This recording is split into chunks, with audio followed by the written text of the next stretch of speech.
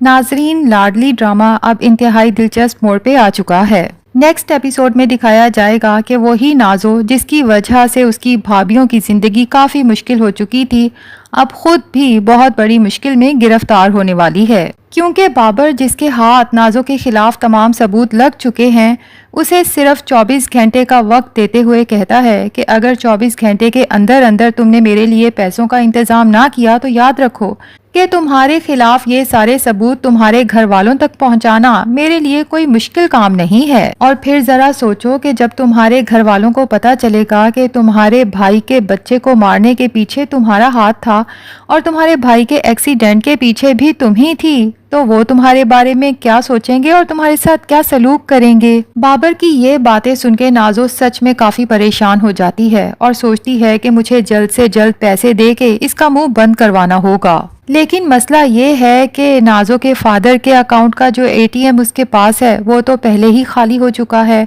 और उसके अलावा नाजो के पास ऐसी कोई सोर्स नहीं कि वो जल्दी में पैसों का इंतजाम कर सके। जब सोच सोच के पागल हो जाती है तो उसके दिमाग में एक ही आइडिया आता है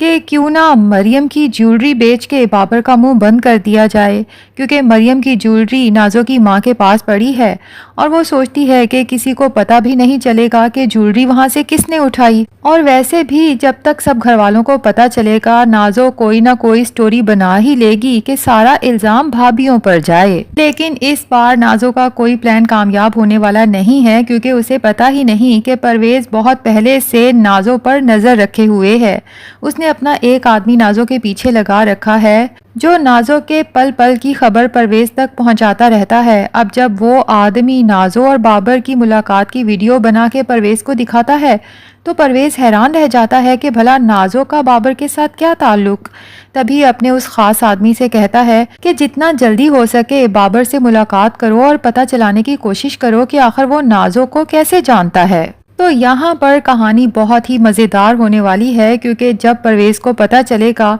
कि नाजो की क्या क्या हरकतें हैं और परवेज़ के पास उसके खिलाफ क्या क्या सबूत मौजूद हैं और ख़ुद परवेज़ की बहन मरियम के साथ नाजो क्या कुछ गलत करती रही है, तो परवेज़ बाबर से कहेगा कि इस बार जब तुम नाजो से मिलो पैसे लेने के लिए तो तुमने अपनी और नाजो की तमाम बातें रिकॉर्ड कर लेनी हैं। दूसरी तरफ सुंदस है, जब अपने ससुर साहब को परेशान देखती है तो अपनी गाड़ी बेच के राहिम को सारे पैसे देती है कि फौरन जाओ और ये पैसे बड़े अब्बा को दे दो ताकि उनके कारोबार का नुकसान भी ना हो और उनकी मार्केट में इज्जत भी बच जाए। अब सुंदस जब इतनी समझदारी का मुजाहरा करती है तो वही उमर जो आज तक तो सुंदस को बुरा ही समझता आया था, मुमकिन है कि सोचने पे मजबूर हो जाए कि मैं सुंदस के खिलाफ सिर्फ अपनी माँ और बहन के भड़काने पे सोच रहा था, सिर्फ सुंदस ही नहीं बल्कि अपनी बीवी मरियम के खिलाफ भी, जबकि सुंदस ने हमारी इतनी बड़ी मुश्किल में हमारा साथ दिया और हमें कितने बड़े नुकसान से बचा लिया। इसके बाद नाजरीन लगता तो यही है कि उमर का रवैया सुंदस के साथ साथ अपनी बीवी मरियम के साथ भी काफ़ी बेहतर हो जाएगा।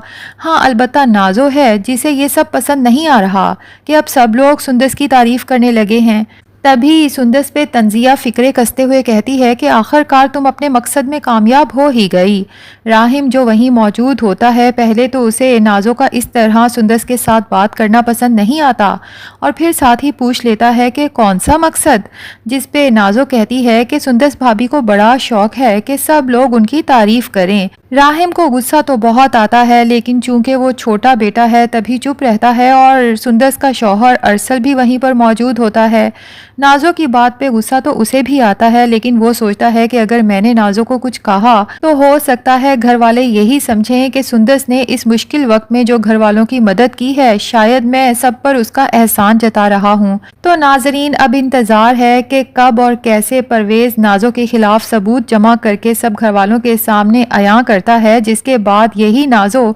जिसे अभी तक तो भाइयों ने अपनी पलकों पे बिठा के रखा था, जब उन्हें पता चलेगा कि हमारी बहन हमारी ही जड़ें काटने में मसरूफ थी, तो देखते हैं कि वो फिर इसके साथ क्या सलूक करेंगे। तो नाजरीन अगर आपको भी इस लम्हे का इंतजार है तो कमेंट्स में ज़रूर बताएं। वीडियो पसंद आई है तो लाइक और चैनल को सब्सक्राइब भी ज़रूर कर दें।